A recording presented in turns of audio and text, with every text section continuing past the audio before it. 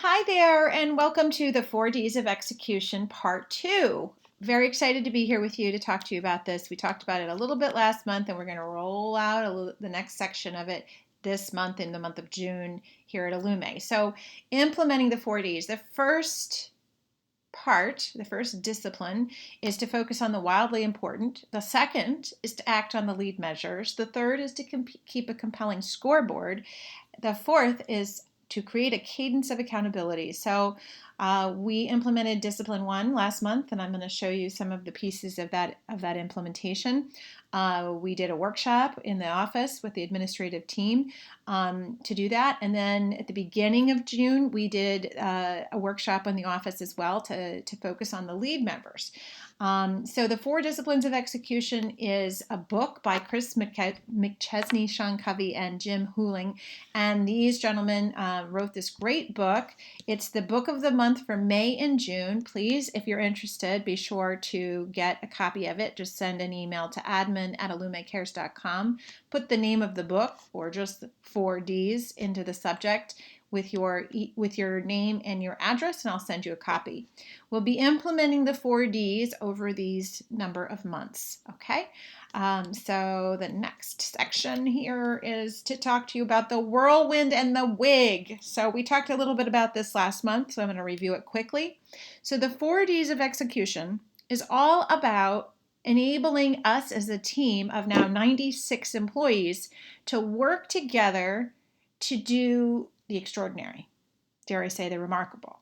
So the whirlwind is what we're doing every day, and it is whatever the organization is able to accomplish through its everyday tasks, just by doing what we do without putting any major focus on improving something. So the whirlwind is our daily responsibilities, going to work, taking care of your patients, filling out your documentation, doing whatever it is you normally do. It is the thing that sometimes can distract you from some of the strategic imperatives, things that we identify are important to us that we want to improve. And the thing about the whirlwind is that it always feels urgent. So it always seems like you need to take care of it, and it's always going to pull you away from the other bigger projects, the strategic projects, the things you might, in your personal life, for example, want to improve, but you don't ever get around to it because you always don't have time. So it is the whirlwind acts on you versus you acting on it. The wig, the wildly important goal, is something that you really wish were happening that isn't happening in the constructs of the day-to-day whirlwind. It's something that you want to improve. And in order to improve it, it will require new and different behaviors from multiple people in the organization in order to get that result to happen. So as a result, it requires tons of focus, tons of energy.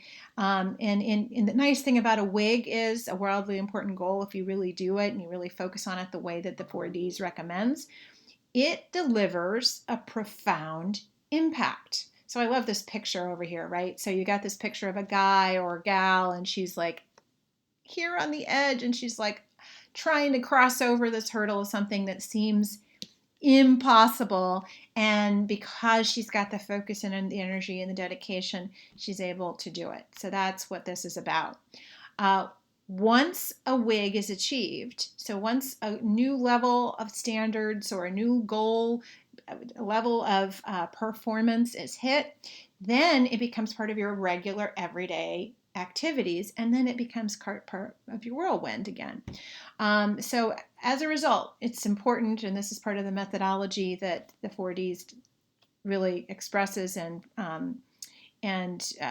encourages, is that you don't have for your company more than 2 wigs at one time. So the 4Ds of Execution by Chris McChesney, Sean Covey, and Jim Huling. So how wigs work here at Allume is, and this is what we've been working on over the last 2 months, is first we create Allume company wigs. Then we created functional team wigs. And then finally, at the individual level, we determine individual employee leading indicators. So leading indicators are basically like little weekly goals or daily or weekly goals that you set for yourself that contribute to the team WIGs, which contribute to the company WIGs. So here are our company WIGs. This is what they are. So we our first WIG is to fill, bill, and collect continuous care monthly hours according to our forecast. So we're growing every month at about 750 hours a month, be able to fill schedules, be able to bring on patients who are at the hospital, and be able to provide long-term financial sustainability to Allume. That's what that's about. That's why it's wildly important. Then we want to be able to pass survey readiness tool. We want to be survey ready at all times. And how we do that is by testing ourselves through a survey readiness tool and making sure every month we're progressing in our ability to be survey ready. And survey readiness also means we clean up our operations and make sure that we have the highest level of quality, highest level of care. We're always following the level of the plan of care to the T, that we have all of our ducks in a row.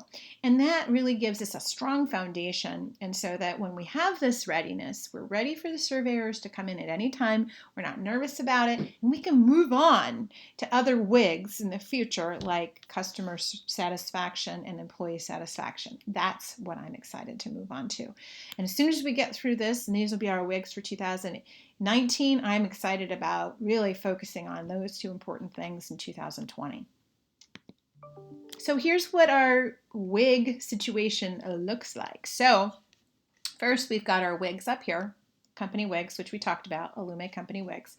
Then we have our teams. This is how our teams are broken down within our organization. So we've got our fulfillment team, and these are people who are focused on bringing together the patients and the people together and making sure we put the right people with the right patients and provide them a schedule around the clock, however many hours a day or week that they need.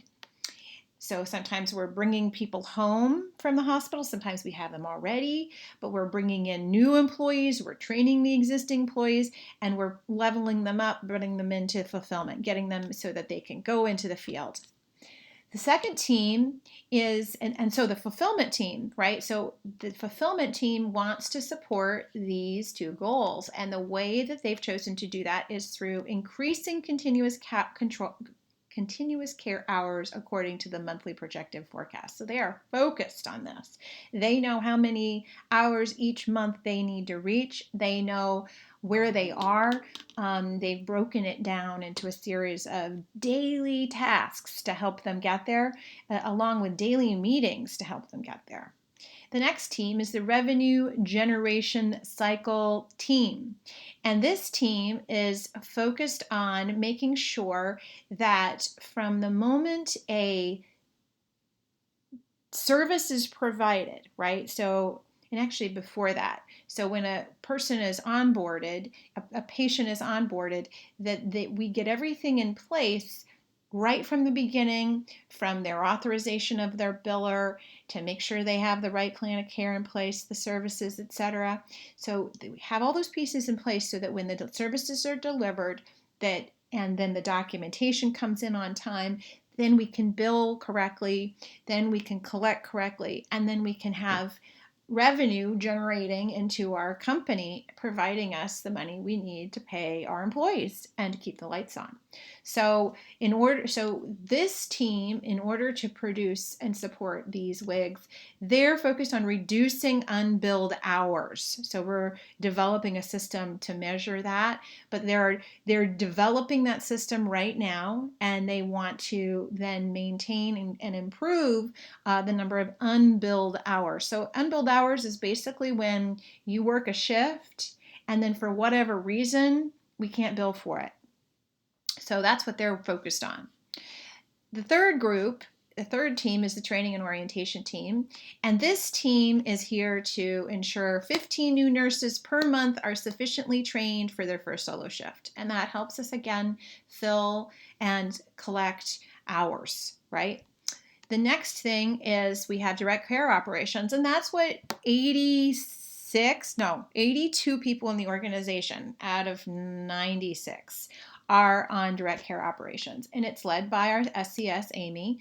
Of course, also Marie is our chief, and then Amy runs the direct care operations team, and then you'll see your case managers are in this team, and then the field nurses and all the home health aides and all of our therapists are part of this direct care operation. So this is a big team. And so what are this team, the wig for this team is to improve on-time notes, all documentations to be on time. And so we want to improve that. So we're starting to measure it. We have it as part of Remarkable Care Awards. And for this month, I believe the month of June, we did about 60% of everyone got their notes done on time. So we're going to implement an even more fine-tuned way to measure it, and we're going to be doing a lot of fun things to help ensure that we get there and to incentivize everyone in the direct care operations team, that being probably you if you're one of those 86 people, to get your documentation done on time and with accuracy. The last group is the QA and survey readiness team. Their edict is to demonstrate survey readiness by passing a readiness tool every month from August through December. So everybody's got their wigs, their team wigs, and everybody's helping support the two big Allume wigs. Now we are going to talk about leading and lagging measures. Okay, lead measures, lag measures. Lead measures are activities that most predict achieving a goal, whereas lag measures are the actual outcomes. So, I want to lose 10 pounds is a lag measure. It happens after I've done a bunch of things that result in me losing 10 pounds. Lead measures are the things we want to focus on, and that's what this month is all about, is focus on the lead measures. So we select activities that will most influence the desired outcome, right? So we're going to select activities that will most influence increasing continuous care hours, or most influence reducing unbilled hours, or most influence hiring and training 15 new nurses and getting them into the field, most influence improving timeliness of documentation, most influence survey readiness. That's what we're going to be looking for in this exercise. So here's an example of how to set lead and lag measures. So let's say my goal is to write a 200-page book. That is a lag measure. That's an outcome. So these are some lead measures I might decide to invest in and to focus on and to look at on a daily and or weekly basis, and in order to get me there. So I might write 20 pages each week. I might share 20 new pages each week with an accountability buddy. I might schedule time each morning, right, to make sure that I get my 20 pages done each week. And I might even have a boundary in place with myself where I implement a boundary to not read email or check social media until after 10 a.m. writing. So this is a way for us to do it. So it's looking at what are the activities, the outcomes for each week. Look to see what could you do to make sure you're checking in to make sure you're doing what you say you're doing, and how can you ensure that you have the time to do it, and how do you ensure that you implement a boundary to not read email, or something like there could be something that's keeping you from getting it done. So you can see here, you could lose 10 pounds in 12 weeks. That could be a outcome or a lag measure. And to set up the lead measures, you might say, I'm going to exercise for 30 minutes 4 days a week, and that's going to help me lose weight. I want to set up a small goal that every week I want to have an incremental goal of losing 1 pound a week. So if I lose 1 pound a week every week for 12 weeks, I actually lose 12 pounds, but I'll at least hit my 10-pound goal, right? Sorry for my doggies if you can hear them in the background. No eating after 8 p.m. That's, again, setting a limit, setting a boundary. And also, maybe I'm going to eat keto all but 2 days per month. So these are examples, right? These are different ways to set up lead and lag measures. You can read here the other things that are on the screen about how you might set yourself up to win, to save money, or to increase your sales. So then we went through an exercise last week where we defined our high leverage lead measures, and we did that through these various steps in a workshop. Okay, and then I'm going to share with you what the outcome of the lead measures were. So first we considered all the possible lead measures that a person might have. So we looked at it by person or by role. And then we ranked which of those possible activities would deliver the highest level of impact and ensure the WIGs would happen. Then we put it through a series of tests. We asked like 8 questions to see is it really a good lead measure or not. And then we made sure we put it into a clear format so it's measurable. And then we figured out how we're going to track it. So the outcome of that was what's in these pages. So the fulfillment team, again, their WIG is to increase continuous care hours according to the monthly service forecast. And everyone in the team, Christine wasn't there, so she hasn't turned hers in yet. But here's what the team members have decided to do. So for Stephanie to support that, she's scheduling and completing 5 marketing activities weekly. She's going to maintain a 16-week pipeline and projection report to be reviewed during fulfillment huddles daily and on Friday dashboards. She's going to have all of her marketing activities tracked in Salesforce. So those are some things that Stephanie's going to do. I'll give you the example of Taylor. She's going to complete 6 scheduled interviews per day, right? That's how she's going to help increase continuous care hours. That's what she can do. She's going to follow up with at least 2 nurses per week who have just completed their first shadow shift. Support them in moving along so they get out into the field. And she's going to assist with getting 6 nurses through orientation each week. See how that works? She's going to help that, get people through the pipeline and get them out in the field. Patty's going to make sure 4 new billable nurses get scheduled each week. So she's going to focus on that. If she does that 4 each week, 4 times 4, 16, we get to our goal of 15 each month. So Patty's going to do that. Connect with each new hire within 24 hours of day 2 orientation. So that is how she makes sure that once they're done with orientation, she's going to take them and help them get out into the field. So this is how the fulfillment team looks at it. The RevGen team, they have not yet defined theirs, but they're going to this coming week. Training team. So this is another series, how they're going to help ensure that we get enough people in the field. The QA and survey team, each person here has specific activities they're going to do in order to make sure we increase continuous care hours according to the monthly forecast. Or actually, this should be a different WIG. It should be we make sure we pass a survey readiness mock survey every month. And then the direct care team, this is to increase the continuous care hours. You know what? This is the wrong WIG here. The direct care team, your WIG is to make sure that we have on-time documents. That's your big WIG. By doing that, you're going to support everything else. You're going to make sure that we can fill the hours, bill the hours, collect the hours. You're also going to make sure that we're survey ready, because being 24 hours is compliance. It's a compliance matter. So each person here, so Amy's the SCS, she's got some things that she's working on. The case managers, you'll see, they have some things they're going to work on. And then the field staff, they have some things, and this is probably you, that you're going to work on. So notes complete on time. So paper notes need to be turned into the office by 12 p.m. Monday, period. So not 12:01, 12 o'clock. If it's not at 12 o'clock, it's late. Electronic notes completed in Access within 24 hours of visit completion. So if you are on Access and using the Access system, then it is expected that you will have them done within 24 hours.